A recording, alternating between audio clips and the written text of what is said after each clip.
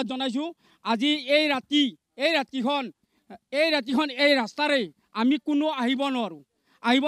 আমাৰ কাষৰে বাসিন্দা এজনে ঠিকা কৰিছে, ঠিকা কৰি 2.5 লাখ টকাৰ ঠিকাটোত 10,55,000 টকা খৰচ কৰা নাই।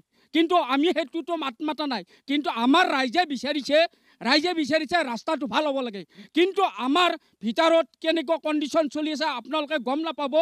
আমাৰ ভিতৰত কেইজনমান বেমাৰী, ইতিমধ্যে এজন বেমাৰী মৰি গৈছে আৰু এজন বেমাৰী তাত শৰণসজ্জাত পৰি আছে।